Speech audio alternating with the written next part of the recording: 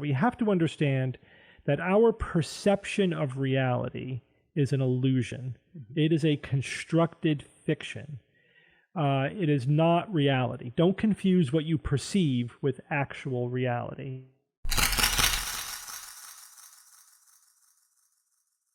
Ladies and gentlemen. All of you freaks, mutation. Curiouser. You're a prophet of decentralization. To reestablish a cosmic context for mankind. The search and striving for truth and knowledge. There will be a degeneration of ideas. What kind of place is this?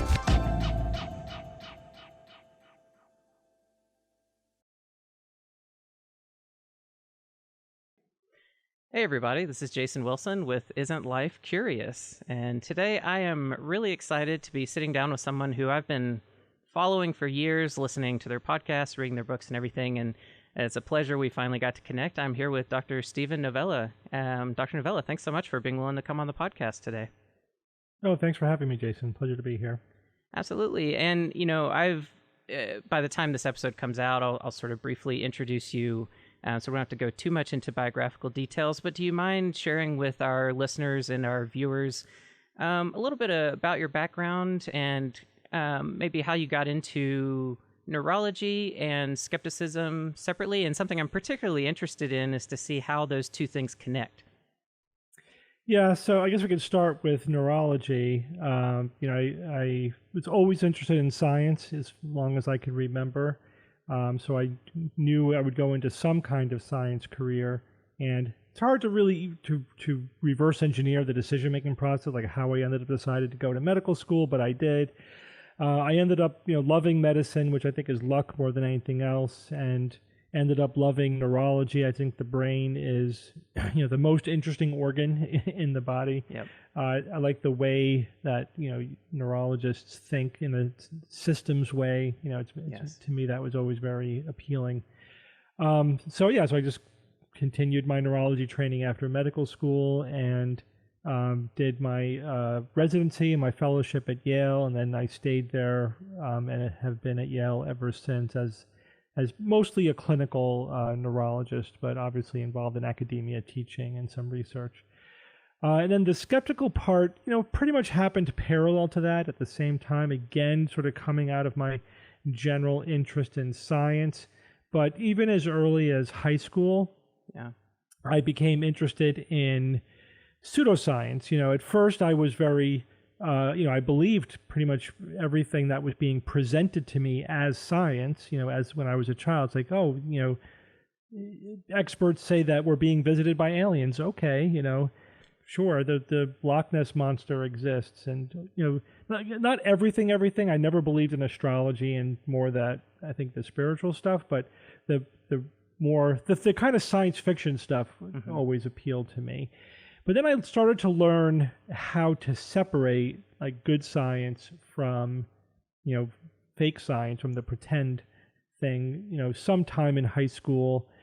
Definitely Carl Sagan, Cosmos was a part of that, but then also reading Stephen Jay Gould's, the difference between evolution and creationism, was the first time I think I did a really deep dive on a pseudoscience and understanding all the ways in which, creationists make bad arguments and, how they're immune to evidence. It was really my first, entry into this world of absolute science denial.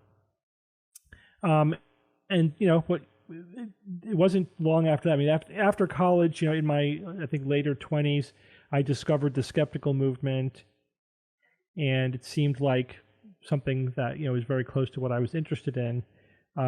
Some friends of mine formed the New England Skeptical Society to get involved in that, and that was in 1996. So that was quite a long time ago now. So I've been involved with promoting critical thinking and scientific literacy ever since.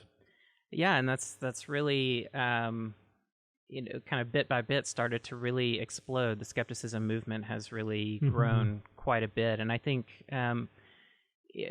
one thing I've enjoyed from your work is quite a few times I've heard you discuss the distinction between skepticism and cynicism. And I think there's there's often in the public eye, those two terms are convoluted and viewed as synonymous. So do you mind speaking a little bit about what skepticism actually is and how it's different than cynicism, and why those two things get so entangled? Yeah, so I mean, the skepticism can refer to a number of things. When we are talking about like skeptical activism, what we're talking about is scientific skepticism. Right. And specifically what that is it's essentially the recognition that I want to align my beliefs as much as possible with reality. I just want to believe things that are more likely to be true and figure out a way to, purge my beliefs of things that are definitely not true, or at least recognize those things that are probably not true. Right. So I think most people would think, I want to believe things that are correct and not believe things that are wrong. Right. I think that's pretty basic. But it turns out that's a very complicated thing to do, and people suck at it, just naively. Just sure, yeah. If you're just following along with your gut instinct, we're pretty terrible at doing that, especially in the world today, which is so extremely complicated and rapidly getting more so. So scientific skepticism is first. It says, the truth matters. We want to believe what's true. How do we do that?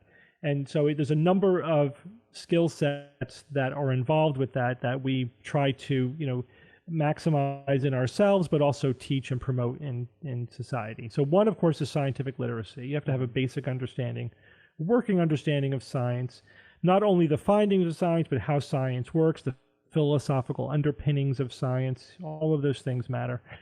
And then also you need to understand critical thinking, how our brains work. I'm a neurologist, so that's kind of a confluence there of my career and my skepticism.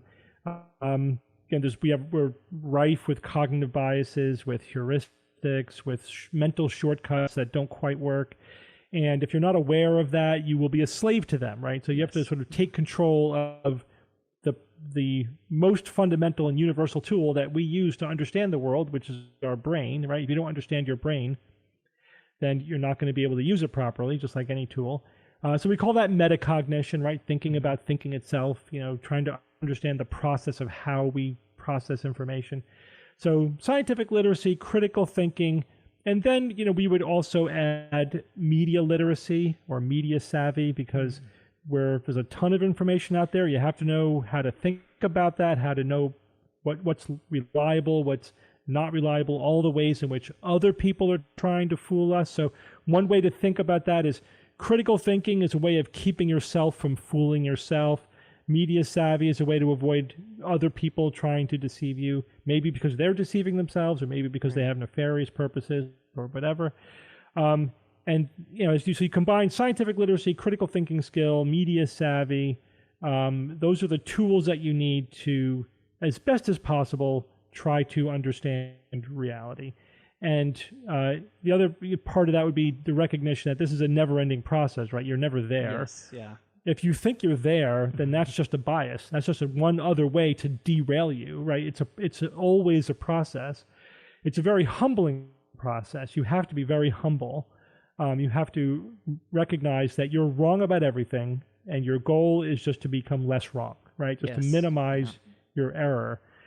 And if you ever stop doing that, you're basically just solidifying whatever your current wrongness is.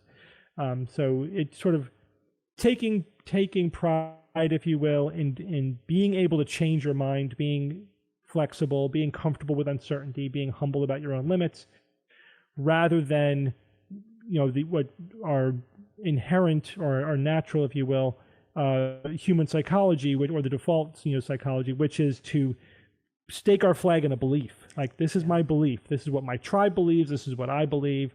This is how I now define myself, and I'm going to defend it at all costs. That's kind of our natural state. You have to work against that and go, no, I'm going to change what I believe if the evidence and logic warrants it, and that's what I'm going to stake my flag in, this mental flexibility. Yeah, and you're bringing up a really important point here, that process can be uncomfortable. And, that's, kind of where my head's been at is this defensive reaction that sometimes a lot of people have to skepticism, or just even when you try to ask pointed questions about something that touches on a belief. It puts people in a very uncomfortable place, because then they have to acknowledge that they might be wrong in the first place. And so you're right. It is very humbling. And to go back to the neurology piece, to kind of back up a little bit, can you speak to some of the I guess biology around how our brains process reality itself, and then we can, I think, use that as a springboard to talk about some of these sort of like software programming bits to try to get the tools to really see reality as best you can. Sure. Yeah. So I think there's a couple of things to talk about when it comes to like the neuroscience of skepticism, right? Of belief, of knowledge. So one is that our brains are a kludge, right? Our brains are messy, evolved, patchwork kind of thing that it muddles along and it does the job well enough to survive, but it's not a clean, designed instrument. It's an absolute mess. It's extremely powerful. It works very well at what it does, but it's just a mess of compromise. And those compromises are all, what's more likely to allow you to survive today, and even if it creates an absolute mess when it comes to being a good scientist or a good philosopher or a good thinker or whatever, that's secondary. The only thing that really matters is you survive and pass on your genes to the next generation. So we evolved a lot of emotions and, again, thinking shortcuts and biases that they sort of work to maximize our survivability, but they and they're not all about that. I mean, you can't reduce it down to that, because the cognitive tools are very complicated and very broad in their application. But again, it's just the end result is just this mess. So you have to understand that it's a very flawed instrument, and all we could do is compensate for those flaws as best as we can. And then the second piece to that is that, in terms of the neuroscience, is that I think is very relevant, is that we have to understand that our perception of reality is an illusion. It is a constructed fiction. It is not reality. Don't confuse what you perceive with actual reality. I think the best the best example of this that most people can relate to is optical illusions, right? You see an optical illusion, it makes no sense, and you're kind of blown away by it. What you're blown away by is you're being smacked in the face with the reality that your brain is constructing your visual perception. And it's using compromises and methods to do that. And so it's very easy to trick the brain's construction so that it makes a different choice. So you have an ambiguous illusion where your brain can choose to construct it one way or the other. You're kind of deliberately in the gray zone where your brain's not sure which choice to make. Is that something that's big and close up or small and far away? I'm not sure. Usually your brain uses cues to tell. Like it knows elephants are big, so it assumes that it's big and far away, but maybe it's a tiny elephant that's close up, but that would be unusual, and you can trick your brain by giving it that kind of unusual or ambiguous stimuli. So, but the same is true for everything. It's not just visual, it's everything. Everything you think, everything you experience is this construction of your brain that makes assumptions that are mostly true or that are logical or that are true enough most of the time, but are not strictly accurate or strictly true. And if you're not aware of that, every now and then you'll be fooled by your perceptions because your brain will construct things wrong, in a way that doesn't comport with reality. Again, we could do it deliberately for fun as an optical illusion, or to, scientists do that to learn how our brains construct things. But it also happens just naturally day to day. You hear something wrong, your brain reconstructs the wrong words, and it's, oh, funny, I misheard that, but why? Your brain made the wrong choice. It thought it's trying to fit these sounds into words. It makes a choice, and sometimes it makes the wrong choice. But then that's what you hear. Yeah. That's not what you think you hear. That's what you hear. Yeah. Because what you hear is a construct of your brain.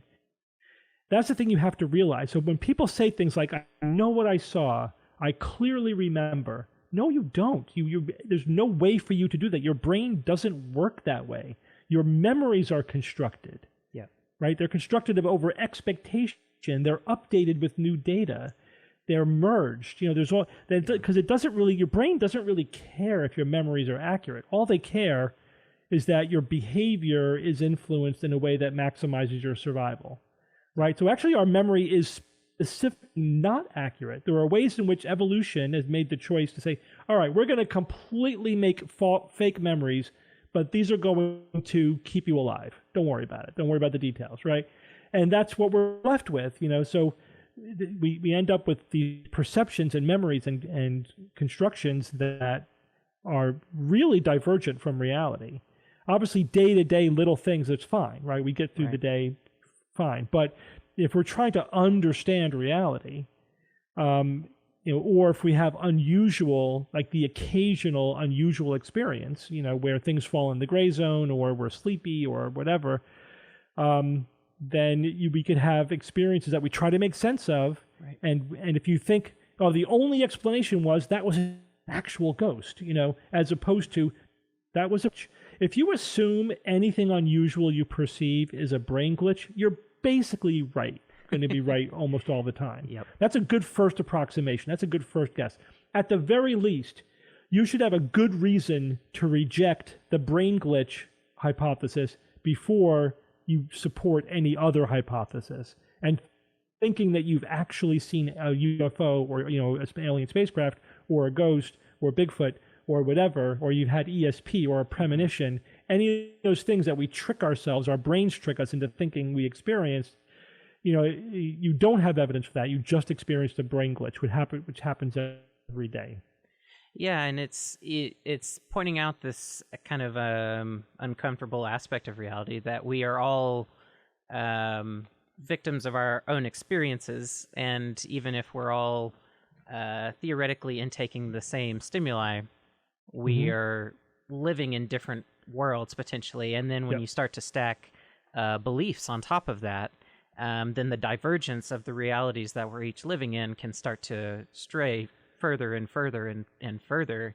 And I'm glad you brought up the example of alien encounters, because one person that I am interviewing later next month is Dr. Rick Strassman, that did some interesting research with the molecule DMT, gave it to volunteers, and all of a sudden they had these alien visitation experiences. And he was like, oh, this is very interesting that we've discovered a part of biology that if it goes awry, all of a sudden people are having these really, really intense experiences that are, their experiences are real in the sense that you experience these things, but the reality behind the experience is another story. And so it's just one small example of how very big experiences that you can be extremely sure are real can be very different. And this ties into your background studying paranormal stuff that I want to get into, because you've spent a lot of time investigating these sorts of claims and ideas. And so to kind of backtrack out of the sort of philosophical discussion for a bit, can you speak, what did some of your early years tackling paranormal phenomena look like? And what were some of the things that you were presented with that were more compelling than others? Yeah, nothing's compelling. I'm telling you, having done this for 20 years, from a scientific, phenomenology point of view, did I ever encounter anything that I thought was phenomenologically compelling or interesting or unusual? No, not even close. It's all incredibly boring. What's the only thing that's interesting is the psychological phenomenon that's going on. Yeah. So there are people who said they think that they're, possessed by demons and get exorcised, or that they're hearing ghosts, or that they were abducted, by aliens, or that they have ESP, or that they have some kind of, mental control over things, or whatever it is, or that they're healers. They can have electricity come from their hands, and never was anything demonstrated or any phenomenon encountered that was even the slightest bit interesting. And my general experience is that I massively over-prepare for those investigations, which is, I think, probably it's a good thing. Better than under-preparing. But every single one, in my experience, has been entirely underwhelming. I think partly because, my other experience, I have a lot of friends who are skeptics who are magicians. They're way more interesting. They're way more compelling. They're able, once you actually are a master at deceiving the brain, you can do things which are actually interesting, and that the paranormal end of things, they don't have to be good at what they're doing because their audience wants to believe. They have the best audience in the world. They're willingly giving up their not only their disbelief, they actually have this pro-belief. They want to believe. They'll make the connections. They'll do the hard work. They're doing all the hard work of making it all seem, magical and paranormal. You just have to give them a nudge. And so they're just not terribly good at what they do. And one good example is a channeler, this woman who channeled the spirit. And I'm preparing for, what if she speaks in this foreign language? Is it going to be from the right time period? Whatever. It was nothing like that. It was just a cheesy accent and complete nonsense, totally underwhelming performances. But again, the psychological investigation, that's where the investigation is, right? Yeah. Because there's always a person behind these claims and these experiences. There's always one or more people who are driving the experiences. It's the belief in these things that is interesting. So, and that leads you down a lot of paths. For example, I told you how we construct our perception, but it's more than that. We construct how we make sense of information, and that's the most subtle and the hardest to detect. So, for example, there's a bias called confirmation bias, right? Where, and this gets back to what you were saying, how people who are perceiving the exact same reality can come to opposite conclusions about what's happening because they are making sense of the data completely differently according to their biases. A classic example that's given in the book by Gilovich, How We Know What Isn't So, he says, a husband and a wife could live in the same household. So they are going entirely 100% on the same set of data, and yet the wife thinks that the husband never puts down the toilet seat, and the husband thinks he always puts down the toilet seat. Yep. They have entirely opposite conclusions and perceptions about the same set of data. And that's confirmation bias, because we only notice things when they're important to us. Yeah. We remember them, accept them when they confirm what we want to believe, what we already believe. And then we either ignore, dismiss, or explain away as exceptions or whatever, things that are contradictory to what we already believe. So, and I'm sure everyone who's listening here has had the experience of being in a conversation, especially if it's emotional or heated. And then when the dust settles and people are comparing notes, everyone has a different memory about the conversation they all just had with each other. Right? Yeah. So they all just had just in the last 20 minutes, you all experienced the same conversation, and people come out with completely different memories of it. Of course, everyone thinks their memory is accurate. Of course, yeah. The truth is, everyone's memory is completely inaccurate. Because you're thinking and processing and picking out the pieces that are important to you, and so you are constructing a memory of the conversation from your perspective that's as much in your head as out there with what other people are saying. And other people are having a different construction and perception about that same conversation. And so you just have to, again, be humble. Don't assume your memory is more accurate than the other people's. And just realize you're all coming from a biased perspective. That's just the way our brains work. And it just helps you get to common ground more easily, to dispense with silly arguments about my memory's your memory. No one's memory is accurate. Just give it up, Yep. So I always say, I'd love to have recorded that conversation. And if might not be a bad idea, turn the recorder on your phone when you start to get into a conversation like that, and then compare your memories to the actual conversation later. Yep.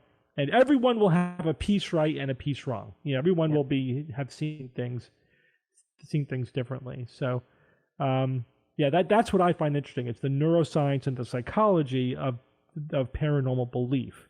There's nothing interesting in alleged paranormal phenomena. When you get down to where the rubber meets the road, it's like laughably, childishly nothing. Always. Like there's just nothing interesting there. Well, and that's why like the James Randi challenge has been able to go on for so long, and anyone listening that's not familiar with that, is the number $1 million. I can't remember if it's $1 million or $10 million. Yeah, that he 1 million. He offers $1 million for anybody that can come forward with any paranormal or supernatural sort of claims and prove them, and he'd willingly give them the money. And I mean, how long has that challenge been going on? A long time, and it started as $10,000, but then he got a donation and bumped it up to $1 million. It's at least since the 90s, if not the 80s. Banachek, Randy recently passed away. Banachek is running that now. He's been running it for a number of years. He's another magician, very excellent magician, excellent guy. And again, you talk to them. We've done, like me and my colleagues have done some of the preliminary screening for the Randy challenge. And again, it's like nothing. It's like they don't even get on first base. Like they're just not even close to doing anything interesting. But that's what they say. Most of it is dowsing, and most of it is, just you put one simple control in there and it vanishes, right? That's what we're dealing with the vast majority of the time. Unless you get like a skilled conjurer in there, a skilled magician, then you have to figure out what are they doing. And you're sort of deconstructing a magic trick. But most people are not doing real stage magic. They're just deceiving themselves and deceiving the willing, Well, and that relates to what I wanted to explore next of what are some of the variables that come together in someone's psychology that would drive them to ignore so many things in order to maintain a belief. And one thing you touched on is that feedback loop they get from the audience, that when you're presenting something to people that are already eager to believe what you have to present, well, then you get this sort of feedback, whether the presenter knows they're full of shit or not. They are receiving these cues from outside themselves that tell them to keep going and to invest deeper into that, whatever that is. So can you speak a little bit to that, and not just in some of these people that are very public facing about their about some of their more out there beliefs, but even just common people that are going about their lives that when they latch onto something, they latch on so tightly. What are some of the variables there that make someone, I guess, susceptible to that phenomenon? So first I want to emphasize that there aren't people who believe and people who don't believe. Right. This is everybody. This is just the human condition. There is just a matter of degree. Right. So yes, some people have a more analytical thinking style. Some people have a more intuitive thinking style. We know that correlates with belief in paranormal conspiracy theories. Some people are more enamored of conspiracy theories than others, right? So there are differences, but it's not absolute. We'll have a tendency to fall for conspiracy beliefs or for confirmation bias or whatever. But of course you can compensate for that massively with deliberate analytical critical thinking skills. And so that's sort of the goal of skepticism, is to say, wait a minute, is this really true? How do I actually know? What are the biases involved here? But when you're not aware of that, it's very easy. So if we talk about, for example, an alleged psychic, right? Somebody who does readings, who says, I'm going to give you a reading and tell you about your life. This could be one-on-one. It could be to an audience. And so generally speaking, they do what we call a cold reading. And a cold reading. Now, they may be cheating, right? They may be deliberately cheating. There's a lot of that going on, too. They may be doing a hot reading. Very easy now to look up people up on Facebook or whatever and load the barrel with a lot of information. But even if you're doing none of that, and let's say that the alleged psychic believes they have ability, they're not cheating. They're earnest. They really think that they have ability. They could be doing a cold reading even if they're not aware of it. To them, it's just intuition. They kind of fall into a process that they think is intuition, but it's really a cold reading. And what that means is you sort of throw out statements which seem specific but are really vague, or they're very high probability, even though they might seem very specific. And then you follow up on those that hit, and you turn misses into hits. And again, the subject of the reading is sort of doing all the hard work of making the connections. So you might say, I see an older gentleman in a uniform. Again, that seems like something very specific, but who doesn't know somebody who wasn't either in the military, obviously, but it could also be police force or fire department or even postal service, or there's so many things that could count as a uniform that even a doctor or whatever, a professional. There's so many different things. So that it's a very high probability thing to say, though it may be very specific. And if the person may not bite on that, but if they do, they'll, oh yeah, my Uncle Johnny was whatever, a policeman. And like, yes. So then you follow up on, so that's what I must have been thinking about. So you follow up on it, yeah, because I see, then you give more detail along those lines. So you're just constantly using the feedback to get more and more specific about something, but you're just following their bread trail. You're just sort of throwing out probes and then following the connections that they're making. And so you can actually end up convincing yourself that you're psychic, but really you just learned cold reading through practice, through trial and error. Of course, if you know how to do a cold reading and you do it deliberately, you can get really good at it. And that's where like the mentalists come in. That's where the best cold readings I've seen were not by people who think they're psychic. They're by mentalists who know they're magicians and are doing this for entertainment. They're amazing. And when you see how good it can get, with somebody who's using techniques deliberately and powerfully, then you realize, that this is way better than any psychic. The psychics are actually not doing a very good job. But again, they don't have to, because the person who is getting the reading wants to believe, they want to find a connection, they want it to be a success. And so they make it work, right? A magician has to perform in front of an audience that's trying to figure out how the trick is done. It's like the opposite. So they have to be really good. Psychics don't have to be good. Yeah, and I've seen some specials with some of the more currently popular mentalists out there, and it's extremely impressive what they're able to do, and very impressive. And even what they can lead people to believe. I've seen some very interesting kind of like social experiments that they'll do, where they, maybe set someone up in a unique environment, somewhere, and present them with some information and some staged actors and stuff, and basically try to present enough stimuli the right way to guide their mind toward a certain belief system or something, so they'll make certain decisions that they've predetermined. And it's truly fascinating how the brain can be hijacked that way. And I agree with you, like recognizing that magicians are on sort of this opposite end of a spectrum, where they're not only doing it deliberately, but also the audience is actively trying to catch them doing it. There's so much you can learn from that. Let me say one thing though, you got to be careful. Because however you think a magician is doing a trick, the only thing you could really be sure of is that they're not doing it that way. Sure. Right? Because mentalists, magicians in general, and specifically mentalists, always have their cover. Like they have to make you believe the trick is working a certain way, because so that's the distraction from what they're really doing. So yes, there are like mentalists like Darren Brown, for example. That's what I was thinking he does a lot of demonstrations that are basically psychology experiments. Like they're literally psychology experiments, but they could be very impressive. Like inattentional blindness, for example. Like you switch the person, from behind the counter, and people, half the time people don't notice that they were a different person than what they were talking to 3 seconds ago. Those are funny, but those are psychology experiments, absolutely. And yes, there's something called the magician's choice, where you can lead people to a choice that you want, and even though they think they're making the choice. Like there's some simple techniques you could do. Like I remember learning that when I was a little kid, like you with a deck of cards, and it could be remarkably effective if you don't know what's going on. It's like pick a suit, black or red, and you want the choice to be black. So if the person says black, you're like, all right, you chose black.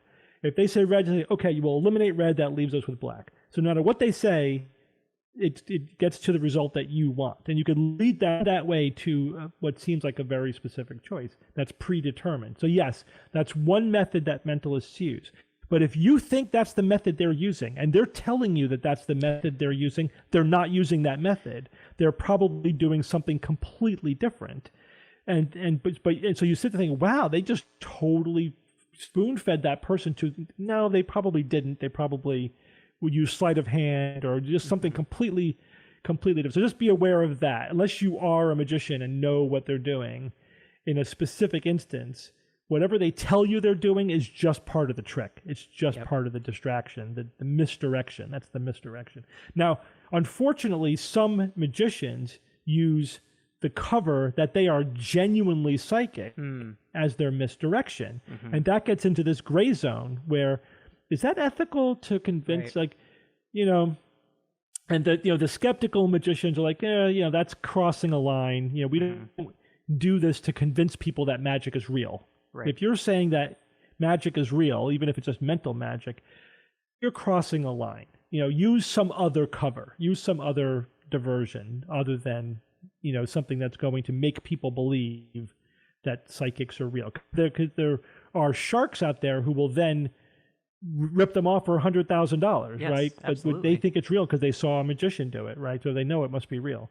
So that's something that there's debate about among magicians, but at the skeptical end of the spectrum, like, nah, don't do that. Don't make people believe that magic is real. Just figure out some other diversion. Yeah, and for some reason, this is making me think, connected to some of my background, and it'll connect to yours definitely, is issues around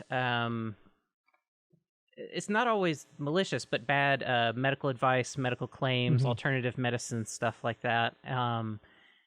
That part of my background relates to, before I got really into education and media production, was in natural products research, and I was out here in Oregon, so I was here when cannabis was legalized and all that. So I was the guy working in labs, testing stuff to make sure it's safe and clean and everything.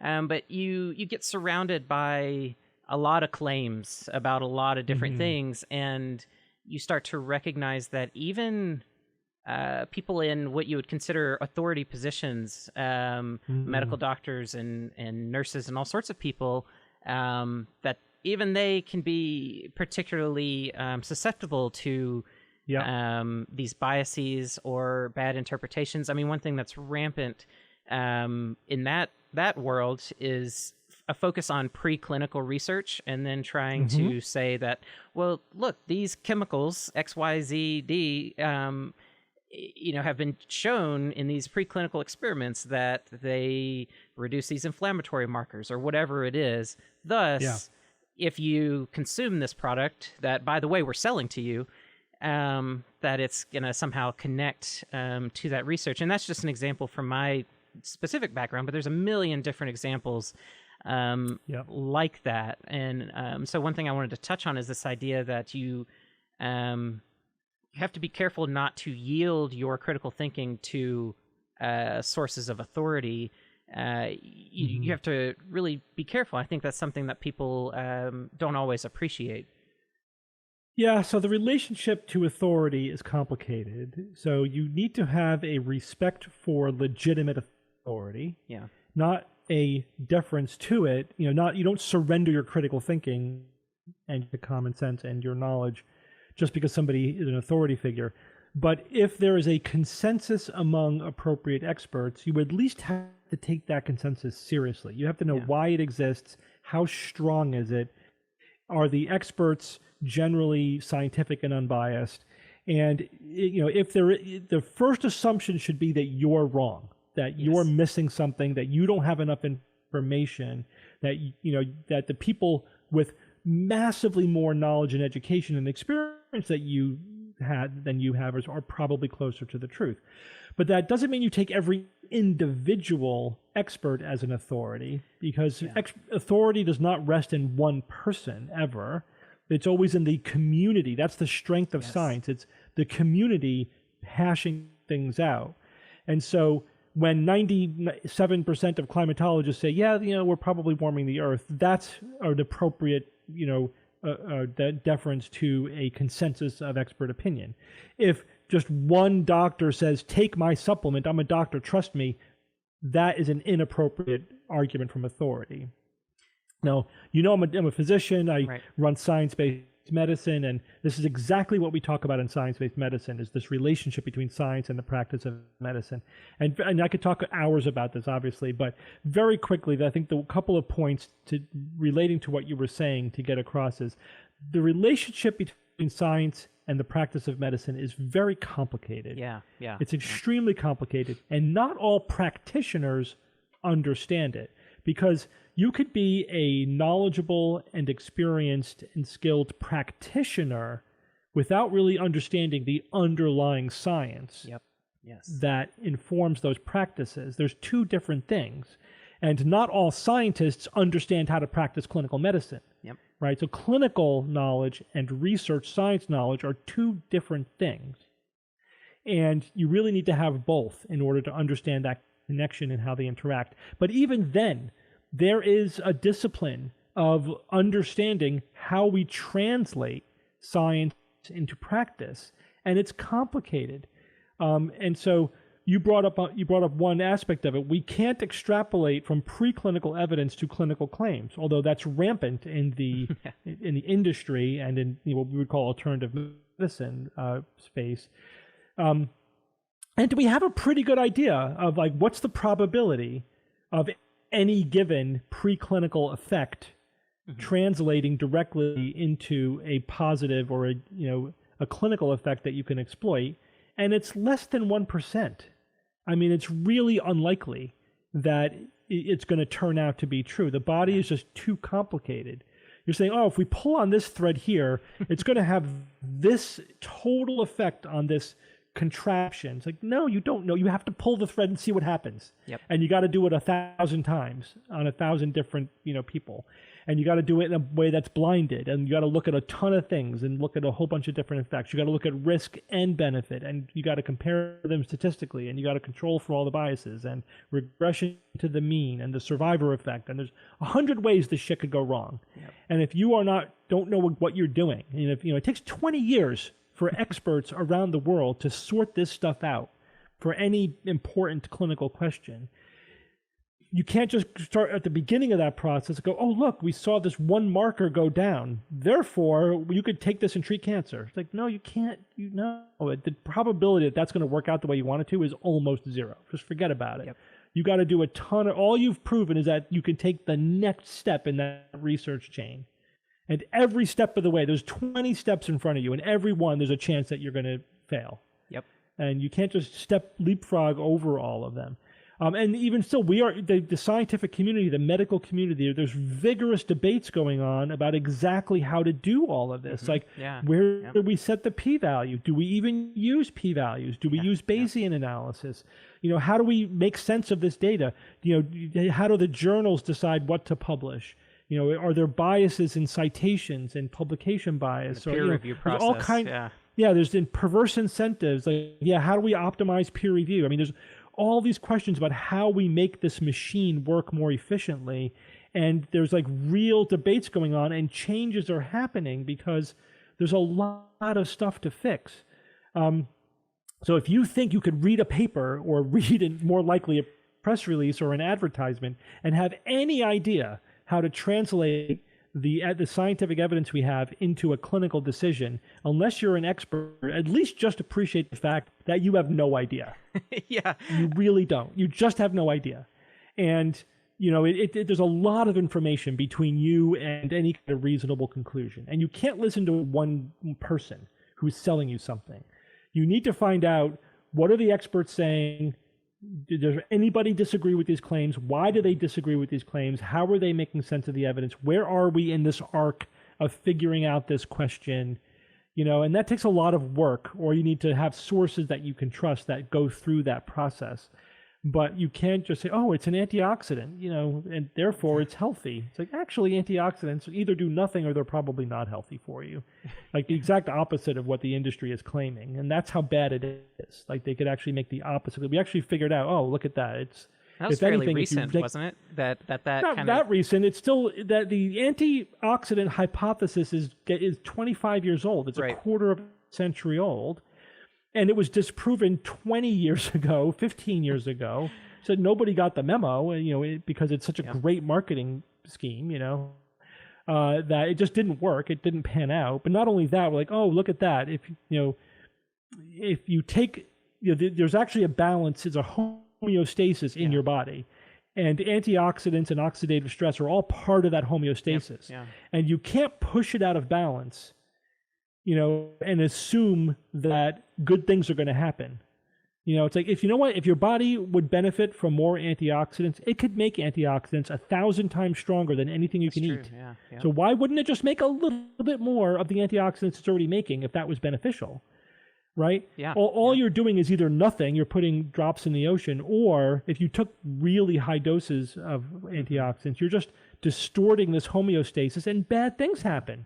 It actually could increase your risk of heart disease because, oxidative stress is a signal in the body, and our body responds to that signal. And you're just suppressing it from the outside. So it's complicated, and even scientists get it wrong. All the stuff we thought about what was going to happen turned out to be wrong. None of it panned out. It's like the greatest thing, in the last 30 years of that, in which scientists had this massive hypothesis. And it's not like an isolated incident. This keeps happening over and over and over again. We discover something like, oh, this is going to cure everything or whatever. And it turns out, oh, no, we're completely wrong. This is like the body's just humbles us over and over again. Until you do definitive, placebo-controlled trials, with large enough numbers, and you see a robust, replicable, rigorous effect, you have no idea what the net clinical effect is going to be. Experts don't know. We can't predict that. So, you just have to appreciate that's the situation. Well, and it links to what you mentioned before of the systems thinking, that when you're talking about the human body, you're talking about just an immensely complex, not just a single system, but a system of interconnected systems. Yeah, exactly. Yeah. And again, it's an evolved kludge. It's not it was not designed from the top down with redundancies and everything is perfect and everything. No, it's like it's a complete mess. It just muddles through, Again, it's an amazing machine. It's amazing, but when you study it, you realize, the more we study, we really realize, this just, nobody would design something to work this way. It's a complete mess. There's design flaws, like we joke call all over the place. Every disease is a design flaw, basically. And for that reason, because that's how evolution works. That's just how evolution works. So for that reason, you just can't predict what's going to happen. And I'm hoping to speak to Richard Dawkins later in the year. But one of the examples he gives of this is like the human eye. That it's like, why don't we have cat eyes? Why don't we have? There's different ways to structure the eyeball that would process light signals way better than the way the human eyeball does. And actually, this is one of my few peer-reviewed published papers was a paper about the evolution of the human eye. Oh, I need to look that why up. All the design flaws in the human eye. You're like, oh, our retina is at the bottom. Why is that? Why is the light has to do all these other layers before it gets to the light sensing layer. And that's why blood vessels are in the way, and again, like retinopathy can occur. And it doesn't have to be that way because the octopus has it the better way around. Their sensing is on the top. That's just an evolutionary choice that got made 400 million years ago that we're stuck with. That's just the way evolution works. You sort of get stuck with decisions. Right. It was good enough at the time. Evolution follows. Yeah. Good enough, but we're stuck with it. And then now that we have this more complicated, anatomy, it's like, this This isn't really, it's not optimal. We could sort of make it work. We can sort of be, let's just have all the blood vessels go through this one spot. There'll be a blind spot there, but then we'll compensate for it by in the brain. We'll fix it in post, right? Exactly. We'll have the brain. Yeah, that's what we do. So yeah, that's what we do. We'll fix all these problems in post. And even though it's not really a great design, and pressure will build up here in some people. Well, whatever. It's going to happen. You're going to get glaucoma because we made the drainage too small, but whatever. We didn't have redundant drainage, so in some percentage of the people, they're going to get glaucoma, and the pressure's going to build up, and they're going to go blind. That's just going to happen. So like all these things that are easy fixes if you could actually engineer it, but when you're dealing with evolution, where you have to deal with the messy process of evolution, you can't just make any change you want. Yeah. So it's a great little example of how we know that we are an evolved mess rather than a pristine design. Yeah, absolutely. I have one of my old so my undergraduate degree is in philosophy, and one of my philosophy professors is an expert on the intelligent design argument. I look forward to talking to him later in the year, because he sort of breaks down some of these logical fallacies at play around all of that, and it's fascinating what humans don't notice or overlook so easily. Something as simple as that just the basic design of our human bodies. Like a lot of times people want to stop and I mean, and it is a marvelous thing to see how these complicated systems have, come about, or how we think they've come about, and how they're changing, and how adaptable and plastic they can be, particularly when it comes to the brain. But at the same time, it's like you can marvel at it, but you can also recognize that it's incredibly flawed at the same time. Yeah. It's not this perfect work of art that, sometimes we like to say it is. And this relates to, going back to the skepticism versus cynicism thing. Like when I have conversations like this, a lot of times people get offended, or sometimes even pretty upset, because it's like, why are you trying to tear down the, how amazing, life is, or how incredible all these things are? Why are you trying to poke holes in everything? And it's like, I feel like it's no stretch to appreciate it, for, lack of a better word, the majesty of life, which is really what this podcast is about, is to bring attention to how amazing life is, and how amazing it is to be alive. And also, that there's a lot of things that could have gone differently or better, or if you're talking about design. And I think that's the kicker there, is we tend to view a lot of things from that perspective of design. Well, how much more amazing, fantastic, interesting is it when we say, well, why does this part of the body work this way? And then to try to understand it from an evolutionary process, developmental biology point of view, it leads to so much investigation, so many sub-questions, so much, understanding, as opposed to, oh, God made it that way. God did it that way. That's it. The end of story. And we don't need to talk about it anymore. It's over. Yeah, that's it. God decided to make it that way. That's just the way it is. So, it just leads you nowhere. It accomplishes nothing. You want to talk about, majesty, amazing. It's just, the natural world, the way it is more amazing than any fiction or narrative or story that we come up with. But I also, getting back to the cynicism thing you were talking about, I often tell people, don't take the facts personally. Yes. Right? Don't take it personally. Mm-hmm. It is what it is. Yeah. Why get emotionally invested in one set of facts? They may not be true. And they're not you. They probably aren't. Yeah. Yeah, they're probably not true, because most of the stuff that we think is not completely accurate. Again, we're just trying to minimize how wrong we are. You can't take the facts personally. And you're right. I have the same experience where you tell people facts like, you're being mean. I'm being mean. I'm just stating a fact. Yeah. These facts are not mean. It's reality. The problem is that you've invested your emotion, your identity, your tribe, or whatever in a fact. Stop. Don't do that. It's all about the process. We have to follow valid process of logic and investigation and whatever. And it has to, the chips fall where they may, right? Yep, exactly. Yeah. It's like democracy. We all vote, we have a legal process, and the chips fall where they may. Don't take it personally. But if you are invested in the outcome and not the process, then, you try to overthrow the government or whatever, something bad happens. It's the same thing with pseudoscientists. They try to overthrow science because it didn't give them the result they want. It's like, no, you can't change the rules, and you can't just make up your own facts and just do things the way you want to just to get the result that you want. That is pseudoscience. You have to follow the process, and you have to follow it wherever it goes, which means you have to divorce yourself from any emotional attachment to where the facts lead. Yeah. And you just have to, just try to understand and faithfully follow the process, which means you're going to be constantly changing your mind. What you think is true. Yep. And that's life, because this world is so much more complicated than our ability to understand it.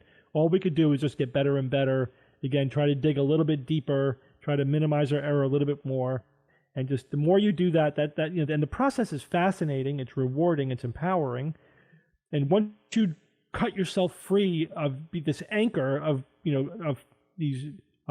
some conclusion, it's very liberating. Having done this again for 30 years, get a lot of feedback, a lot of emails from people that were tied to some belief system, whether they were born into it or whatever. And eventually, through skepticism and critical thinking, et cetera, got to that point where they were able to detach themselves emotionally from it. And they all say the same thing. It's like, oh, thank goodness, it's so freeing. I no longer have to spend so much mental energy justifying this belief. I could just let it go. I could just believe what makes sense. I could actually change what I believe and be, you know what I mean? I don't have to defend this one position anymore. It's not me. Yes. And like my whole existence is no longer tied up in having to defend this bit of nonsense I know deep down is not true, or I have problems with it. I just have to live with it, or just be content to think it's a mystery or whatever they want me to believe. You know what I mean? So it is very, very liberating when you finally let go of caring what the truth is. Yep. Caring what the truth happens to be. Right. You just want to. You care about the process. Yep. Yeah, so that will lead you to the actual truth, not any particular conclusion. Yeah, it's very freeing. And how would you respond? Because I've been in this exact situation with someone I care a lot about, and I struggled with the response to this question, so I want to pose it to you. Yeah. I was in a situation where a good friend of mine, their significant other was wrestling through some hard times and found some relief in getting into specifically you're talking about channeling and some other different things like that. And I raised my concerns about those things, and they said, well, if it's bringing them happiness and it doesn't hurt them, why does it matter what they believe is true or not? Well, there's actually it's a deceptively complicated question because there's multiple sub-questions in there. If the last part, why does it matter? It matters. It matters if people believe what's true or they believe what's not true. I think anyone looking around today with any kind of objectivity can sense how wrong things can go. If you can't have a working democracy or a working civilization where we don't have some basis to agree on a common reality, on a common way of answering questions about what's true and what's not true. So there's a lot of downstream harm to believing things that are not true, right? And it kind of sets us up to distrust science, to distrust experts, to distrust the process, to think that I could cheat whenever I want to get the outcome I want, to the belief that I want, because that's what matters. What makes me feel good is what matters. It's also, again, gets back to the first thing I said was, out of the gate, the first thing is you have to value the truth. Right. And sometimes that means you value a painful truth over a comforting lie. And if you don't, you don't. And there's the downstream negative effects of that are massive. And again, I think we're getting a little glimpse into as on a societal level what that could mean, but individually at every phase, personally, for your family, for your social group, your society, your country, at every level, it matters. we're being faced with massive problems, that science is telling us what to do about it, but people don't want to accept the science because it's uncomfortable. They feel better accepting the lie. And when we're destroying the planet to make people feel better. So yeah, it matters. Now for the individual, it's like, if someone's going through the death of a loved one, like a real emotional crisis, that's not the time to like hammer home hardcore skeptical lessons. You got to pick your battles, pick your time and place. And it takes years, to develop this outlook, critical thinking skills, and, philosophy, et cetera, to the point where you're like, I know that this sucks or whatever, but I want to believe what's true, not what's comforting. They have to get to that point, and it's not flipping a switch. Yeah. They may just, when they're in crisis, probably the best thing you could do for them is just to give them all the love and support you can. Yep. Right. So that way they won't have as much of a need for the belief system or the pseudoscience. They won't be as vulnerable. And, you could, often that's a time when you might get personal and say, well, this is how I deal with it. I know I'm not, be very non-judgmental. Mm-hmm. So this is kind of where my physician training comes in. Like, we're maximally non-judgmental. We never challenge people's belief systems, but, you just give them support. And then it also depends on your relationship. Everyone's relationship is different. Is this your mother? Is it your significant other? Is it your child? Is it your friend? Is it a work colleague? I mean, there's all kinds of different relationships. So you got to very personalize it to that relationship. How invested are you in that person and the relationship? How much do you care? How much are you willing to invest in this process? And do you have a basis of a relationship to, like, how real can you get with them? If it's my family member, I will get completely real with them, even if it's, harsh. If it's a harsh reality, it's like, obviously, again, not when they're in an emotional crisis, then you just give them support. But then as soon as they can, it's like, well, this is how I approach these situations. Yeah, things are going to happen that just suck, and there's no way around it, and we get through it, we support each other, but there's no magic that's going to make it better, And I think that's the healthy way to approach it. I think ultimately that's going to be the best way to approach it. But when they're ready for that, you don't tell them that when they're in the middle of their breakdown. And you have to individualize it to the person. How well do you know this person and what they can handle? And so there's a lot of complexity there. Yeah. It's like, it's very individual. There's no formula. There's no like, oh, here's what you do, A, B, C, then D. You can't do that. Here's the argument. Yeah, there's like, every relationship is different. Every person is different. Every situation is different. But don't give up on them if you care about them. Don't fall for the what's the harm thing, because there's tremendous harm. They get vulnerable. Then they go to a psychic who rips them out of $100,000 to connect with their loved one or whatever it is. Yeah. It's not good to, or they go for the fake alternative medicine, which is going to kill them and drain, their family's resources. The harm is massive, because not only just because it makes people vulnerable to believe nonsense, but there's sharks in the water. We're not, there are psychopaths in this world. Yep. That's just the way it is. We live in a world where a percentage of the population are psychopaths. Yep. And they will completely destroy and exploit vulnerable people. Yep. There are also people who mean well, but are so misguided that they will happily lead other people to ruin, to horrible decisions. The fact that they're sincere and they mean well is small comfort when they're leading people to horrible decisions, like not to get vaccinated, Okay, I believe a lot of people who are anti-vaxxers are sincere. They're genuine. They're just completely wrong, and the harm that they're creating is massive, especially we're in the middle of a pandemic and they're fighting against the one thing that's going to get us out of this pandemic. And there's a death toll. There's a literal death toll attached to their nonsense. But I don't care that they're sincere. We have to correct the misinformation that they're spreading, try to pull them out of it, but they may be in too deep. You have to recognize you can't save everybody. Yeah. Some conspiracy theories or some belief systems are so self-reinforcing that we don't have the formula to get people out of it. All you could do is give them hope to give them the tools to get themselves out, but you can't really guarantee an outcome. So that was a very complicated question you were asking, but that's some of the things that help you think about it. But there's a lot more that could be said about it as well. Yeah, no, I think that's great, and the reason I brought that up is because I'm sure that a lot of people have encountered similar situations like that. It's the most common question we get. It's the Yeah. most common question we get. What do I do? My spouse is an anti-vaxxer, or whatever it is, you know.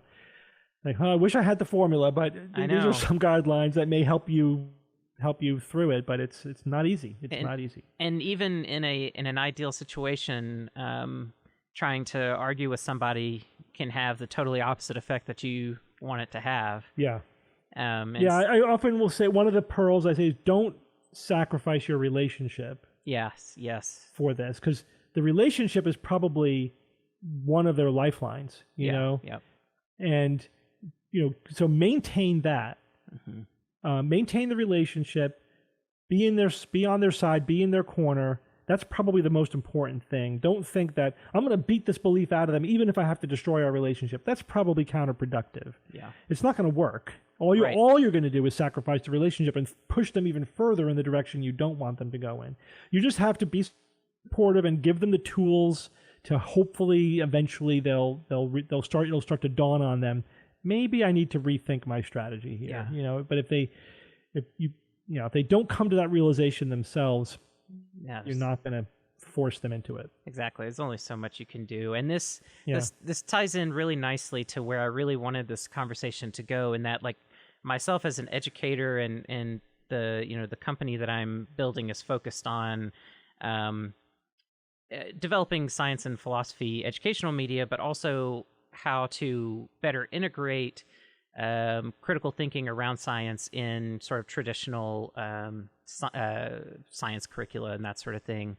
So I do a lot of lesson plan development and that sort of thing. And I know you have kids, and I do too. And so one thing I wanted to sort of get on a discussion about is, do you have any thoughts about sort of the way that science education and really just education in general is structured in this context of skepticism and critical thinking? Because it's been my experience both going through school and then now kind of refreshing myself on what the curriculum looks like now.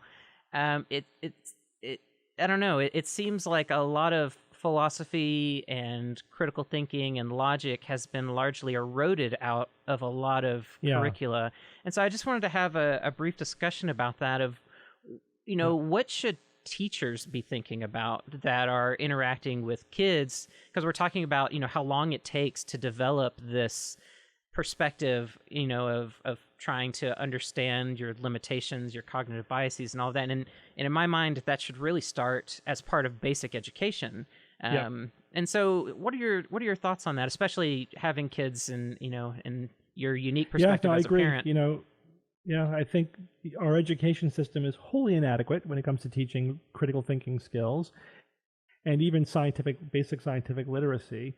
We need to be building in critical thinking throughout the curriculum. You need, as we often say, you need to teach people how to think, not what to think. Yes, you need to, especially, children. I mean, obviously there's a certain basis of facts that they need to have. Like, you need to have a fund of knowledge. You can't think in a vacuum, right? So you need to spend a certain amount of your time giving them facts. You need to spend a certain amount of time giving them skills like math and reading. Right. But you also need to teach them how to think. That's basic, and yet it's not really done.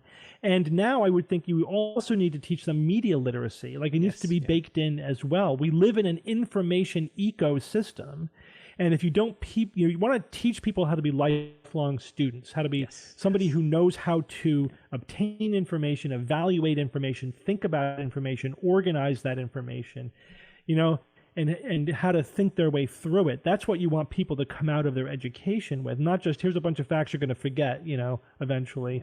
And so that I don't think that's prioritized in our education system. And certainly it wasn't when I went through school. It wasn't for my kids. I followed very closely what they were learning. So they had if you have a good teacher, it could be great, but it's very hit or miss. I think it's not baked in. If you have a great teacher, it's awesome. If you have a mediocre teacher, it's mediocre. If you have a bad teacher, it's bad. There's no floor, really, I think. And it's not in the curriculum in a way that it really needs to be. It's not prioritized. People should be coming out of high school, knowing the nuts and bolts of how science works, of how philosophy, of some basic philosophical concepts of, how to think about ethical questions, about how to be a functional member of society, of a democracy, in terms of not only civic science, but also how to evaluate information that you read in the news, or now online. Basic stuff. Again, all the stuff that we talk about, how your mind works, how it makes sense of information. Again, you're sort of feeding the brain throughout the school education without teaching kids how to use the brain, like how the brain functions as a tool, and how it's a big gap in the education system. And again, we're sort of reaping the effects of that. Like we say, you can't have the forest can't be green unless all the trees are green. We can't have a rational society unless a critical mass of people are rational. Yep. And rationality is not our default state. Yeah. I think we're born curious, but we're not born rational. Mm-hmm. We're semi-rational. There's some logic in there that's sort of baked in, sure, but there's also a lot of illogic, a lot of emotion, again, a lot of biases. And we live in a multimedia ecosystem where, again, a very small number of people, doesn't have to be a lot of people, a very small number of people can wield tremendous power to manipulate, our psychology, our neurology, to their own ends. Yeah. And we haven't prepared citizens to defend themselves from this. No, not at all. So of course people get manipulated and believe lies because we didn't prepare them to not do that, And it may be the end of our society. I don't think that's an exaggeration. We sort of had. I know. I don't think anyone who's been paying attention over the last few years can categorically say that will never happen. Our democracy is so robust that it could never go down in flames. It absolutely can. We just saw how it can happen. Yep. It didn't happen all the way, but it's hurting. It's suffering. There's a huge segment of our society who believe demonstrable falsehoods that are destabilizing our government. Yep. And what more of a demonstration do you need of you can't have a democracy without critical thinking? So let's teach critical thinking. Let's prepare the next generation for a functioning democracy and a technological multimedia civilization. We haven't done that, to our peril, and we need to. Absolutely, I couldn't agree more. And when you were following, your kids as they were going through school and learning, were there things that you did on your own to try to ensure? Yeah. And do you have any sort of suggestions to other parents out there that maybe are listening of things they can do to sort of supplement that gap that their kids may not get in traditional school? Yeah, totally. I mean, listen, you have to do that. You have to take your kids' education into your own hands. And absolutely. The evidence shows the biggest predictor of academic success is what happens at the home. It happens in the school. Yep. It's like, how many books do you have on the shelves? How actively involved are the parents? What's the culture of that household? How much intellectual stimulation are they getting at home? That's the thing that predicts academic outcome, not what's happening in the school. Yeah. Not that what's happening in school isn't important. It is, but it's not the bigger factor. The bigger factor is what happens in the home. And so this is not to put pressure on parents to create uber children and to constantly overstimulate and educate and whatever. Again, the first and foremost, have a good relationship with your child, give them a happy home, and give them the intellectual freedom, to explore and play and all that stuff. But a certain amount of your time, could be spent doing things that are fun and intellectually stimulating. Yeah. And so that's what I always tried to do with my kids. Find something, and it doesn't matter what it is. Like with my older daughter, and I didn't pick this, it wasn't designed or planned, it just sort of happened organically. She sort of took interest in birds. We hung a bird feeder outside our kitchen window. Nice. And it's like, okay, so all right, birding, this is a thing. I was not into it at all, before we did that, but she took an interest in it at like 3 years old. So I'm like, great, this will be something we'll do together. Yeah. And you could learn about all of science through birding. Yes. I mean, seriously, in terms of like the basic nuts and bolts about how to categorize, how do we know things? I mean, it's amazing how many scientific concepts came up in the context of birding. And it was a fun thing that we shared. She enjoyed knowledge, enjoyed learning. Again, all these concepts came to bear. There was lots of opportunities for skepticism. I saw this kind of bird. Really? How do you know you saw that kind of bird? What is it plausible? Or do they live in Connecticut? What did you actually see? How do we know? You know, and just, you know, the controversies come up, like the ivory-billed woodpecker. I don't know if you remember that whole thing. Yeah. Did they ate it up? Like, so she learned skepticism and critical thinking and categorization, all this stuff. It doesn't really matter what the topic is. It's just that she was engaged in it. Plus, I also did things like whenever they asked questions, and kids ask fabulous questions because they don't know enough not to ask them. Like it reveals hidden assumptions in our knowledge, you know, when they ask questions that don't have those same assumptions. So they're fantastic. But I would often ask, well, how could we know that? Let's sort of figure this out together. And so I would not just be an authority figure and give them an answer, because then they think I just ask the parent module and I get the authoritative answer to my question. We don't want to teach kids that. We want to teach them how to think their way through it and figure it out, by the way, how to evaluate information, evaluate sources. What color were dinosaurs? How could we know what color dinosaurs are? What evidence do we have that dinosaurs exist? How could we know what color they? Let's think about it. And they come up with ideas. I come up with ideas. We talk about those ideas. We maybe look to see if there's information. Has any scientist done one of these things or another thing?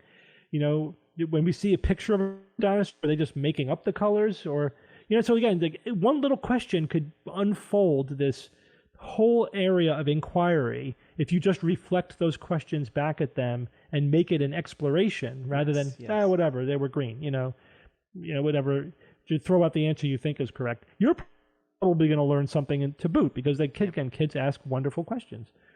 The simplest question has a really complicated answer, and then you have to obviously be age appropriate. But also, kids are smarter than adults give them credit for. Yeah, absolutely. In some ways, they're also not as smart in other ways, but it's kind of have to know where kids are. But generally speaking, they're generally smarter than we give them credit for. Yep. You should always be overshooting a little bit. Yes. You know, I you're agree. probably. Yeah, if you undershooting, you insult them and you deflate them, and you know, if you overshoot a little bit, you just make them curious. Yes. It's like, oh, this is sort of. It's like you got to always have that carrot right out in front of them, right? It's never behind them, right? So if you just follow some of those basic rules, you'll have fun. You'll enhance your relationship. You'll make them curious, and then when they get to school and you know, they're talking about this assignment in science class. Like, oh, let's talk about that. Show me what you're doing. What do you think? Why are you doing that? Why, you know, and then you start to, you know, explore their projects and their homework. And you realize, first, a lot of them suck. And second, they'll get a lot more out of it because you're sort of taking them one level deeper by just asking some basic questions. What are you supposed to be learning from this? Sometimes kids get caught up in school. They get caught up in the mechanics of the what do I have to do to complete this project? Yeah. And they lose sight of what am I supposed to be learning from doing this project? And so I would always ask them that. What are we supposed to be learning from this? And they're like, sometimes they're like, I don't know. I'm just supposed to do A, B, and C. And then I get my thing. I'm done. I get my grade. You know, it's like, all right, let's back up a little bit. You know, and sometimes I don't know what they're supposed to learn. Like, they're so bad. Like, I don't even know what they're supposed to be learning. But, like, let's figure this out. Let's try to think, like, how can we make this more interesting, more of a learning experience? You know, and it also just teaches them to ask the questions they should be asking in school. What am I supposed to be learning from this? Why is this interesting? Why is it important? Don't get caught up in just doing the mechanics of it, because it's very easy to do that. Yeah, no, I think that's really great advice. And this idea of engaging in the exploration with your children is wonderful on many different levels. I mean, one, just as a teacher, the experiential learning thing is so big, but also recognizing that it's an opportunity for you as the parent to practice and exercise your brain and develop that tool even more. And like you said, like the things you learn, I mean, my daughter's only 2, and already the things that she has found interesting, just exploring those things with her, I'm like, I would have never had any reason to explore this before. It just never popped up on my radar. Plus also it's great to say, I don't know. Yep. So that the kids know it's okay not to know. It's also great to say, oh, I was wrong. Yep. Because then they learn it's okay to be wrong. Let's find out together. Ooh, look at that. This is different than what I thought it was. So you're sort of modeling that process of discovery, not I have to be right. And my kids quickly learned that it was a lot of fun to prove Daddy wrong. That was the best thing. But I was like, yeah, that's great. Prove me wrong. This is good. This is how we learn. So it's modeling that most important thing about being willing to learn new things, which means changing what you think you know. Yeah, absolutely. Well, I think that's a wonderful place to cap things off here. Dr. Novella, thanks so much for being willing. I know we've gone for almost an hour and a half. Thanks so much for being willing to spend this much time. That was a lot of talking to me. Yeah, I very much enjoyed it, as I knew I would, just from following your work and getting some sense of how your mind works. I was like, we're probably going to have a pretty good conversation. So thanks for being willing to take up the offer. And in the last few minutes here, I kind of want to hand things over to you, let people know how to learn about the Skeptic's Guide to the Universe, both the podcast and the book, the various organizations that you work with, pretty much anything that you want to plug. So I mean, if you just look up the Skeptic's Guide, you'll get to our website, which pretty much is a portal to everything. We have our podcast, The Skeptic's Guide to the Universe. I have 2 blogs, Science-Based Medicine and Neurology. We have a book, The Skeptic's Guide to the Universe, which you could find on Amazon or through our website. Number of videos. We do streaming events. We run conferences. But you'll get to all of that through The Skeptic's Guide. So if you just look that up, you'll find everything that we do. Most excellent, yeah. And those of you listening, definitely check it out. I've been listening to the podcast for a long time and always enjoy it and always learn something new. And there's always very good, it's all science heavy, but it's also kind of lighthearted too, even though you're exploring very serious things. And so it's very refreshing. So everyone go check that out. And yeah, Dr. Novella, thanks so much. I really appreciate having you on and hope you have a great rest of your day. Thank you. Take care. Take care.